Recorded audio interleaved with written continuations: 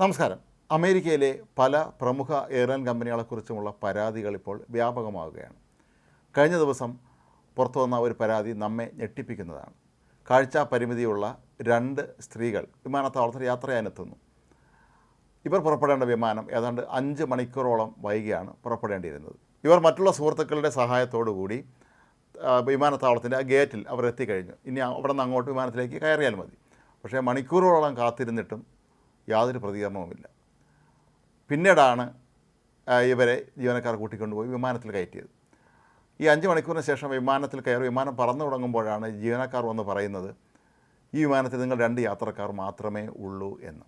South west airlines വിമാനത്തിലാണ് ഈ സംഭവം നടക്കുന്നത്. ഇവർ 2 പേരും ശരിക്കും ഞെട്ടിപ്പോയി. 2 യാത്രക്കാരെ മാത്രമായിട്ടാണോ വിമാനം പറക്കുന്നത് എന്ന്. അപ്പോഴാണ് ജീവനക്കാർ അവരോട് കാര്യങ്ങൾ വെളിപ്പെടുത്തിയത്. ഈ വിമാനം 5 മണിക്കൂർ വൈകും എന്നുള്ളത് കൊണ്ട് വിമാന കമ്പനി മറ്റൊരു വിമാനം അറേഞ്ച് ചെയ്തിരുന്നു. എല്ലാ യാത്രക്കാരെയും ഈ വിമാനത്തിൽ കയറ്റി വിടുകയും ചെയ്തു. ഇവരെ അവിടെ നോക്കിയപ്പോൾ കണ്ടില്ല എന്നാണ് വിമാന കമ്പനി അധികൃതർ പറയുന്നത്. പക്ഷേ അത് പൂർണ്ണമായും നമുക്ക് വിശ്വസിക്കാൻ കഴിയുകയില്ല. മാത്രമല്ല, ഇവരെ കൂടെ ഉണ്ടായിരുന്ന ഇവരുടെ സുഹൃത്തുക്കൾ പറയുന്നത്, ഇവരെ വിമാനം കയറിയിടാൻ സുഹൃത്തുക്കൾ പറയുന്നത്, അവർ കൃത്യമായി വിമാന കമ്പനിയുടെ ആപ്പ് പരിശോധിക്കുന്നുണ്ടായിരുന്നു എന്നാണ്. പക്ഷേ അവിടെയും തന്നെ യാതൊരു തരത്തിലുമുള്ള മാറ്റവും കണ്ടിരുന്നില്ല. അങ്ങനെ ഈ 2 യാത്രക്കാർ മാത്രമേ, അതും കാഴ്ച പരിമിതിയുള്ള 2 പേർ മാത്രമായിട്ടാണ് ഈ വിമാനം യാത്ര ചെയ്തത്. ഇപ്പോൾ ഈ സ്ത്രീകൾ ചോദിക്കുന്നത്, എന്തുകൊണ്ട് ഈ കാര്യം തങ്ങളെ കൃത്യമായി നേരത്തെ വിമാന കമ്പനി അറിയിച്ചില്ല എന്നാണ്. ഫ്ലോറിഡക്കാരായ ഷെറി ബ്രൗൺ, ക്യാമിൽ ടേറ്റ് എന്നിവരാണ് ഈ വിമാനത്തിൽ യാത്ര ചെയ്ത ഈ സ്ത്രീകൾ. മാത്രമല്ല, അവർ പറയുന്നത് തങ്ങൾ അംഗപരിമിതരായതുകൊണ്ട് തന്നെ, പ്രത്യേകിച്ച് കാഴ്ചയ്ക്ക് പ്രശ്നമുള്ളത് കൊണ്ട് തന്നെ ഇത്തരം കാര്യങ്ങളൊക്കെ തന്നെ വിമാന കമ്പനി കൂടുതൽ ശ്രദ്ധിക്കേണ്ടതായിരുന്നു എന്നാണ്. എന്നാൽ വിമാന കമ്പനി ഇപ്പോൾ പറയുന്നത്, ഇവർക്കായി പറഞ്ഞിരുന്ന വിമാനത്തിൽ മറ്റുള്ള യാത്രക്കാർ പോയി എന്നൊക്കെയുള്ള വാർത്തകൾ പുറത്തു വരുന്നുണ്ട്. അതൊന്നും ശരിയല്ല.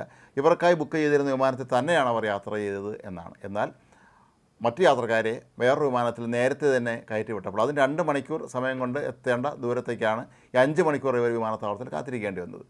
അതിന് വിമാന കമ്പനി കൃത്യമായ മറുപടി പറയുന്നില്ല എന്ന് മാത്രമല്ല, അംഗപരിമിതരായ ആളുകളുടെ കാര്യത്തിൽ കമ്പനി ഏറെ ശ്രദ്ധിക്കുന്നുണ്ട് എന്നാണ് അവർ പറയുന്നത്. കൂടാതെ ഈ 2 പേരോടും കമ്പനി ക്ഷമാപണം നടത്തുകയും $100 വീതം അവർക്ക് നഷ്ടപരിഹാരം നൽകാമെന്ന് അറിയിക്കുകയും ചെയ്തിട്ടുണ്ട്. പക്ഷേ ഇത് നിരന്തരമായി പല വിമാന കമ്പനികളും നേരിടുന്നൊരു പ്രശ്നമാണെന്നാണ് പറയുന്നത്. നേരത്തെ ഒരു കൗമാരക്കാരിയായ കാഴ്ചപരിമിതിയുള്ള മറ്റൊരു പെൺകുട്ടി ഒരു വിമാനത്തിൽ സഞ്ചരിക്കുമ്പോൾ ഇതേ രീതിയിലുള്ള പ്രശ്നങ്ങളുണ്ടായിരുന്നു. വിമാനം അവർക്ക് തീർത്തും അപരിചിതമായ ഒരു വിമാനത്താവളത്തിലാണ് കൊണ്ടിറക്കിയത്.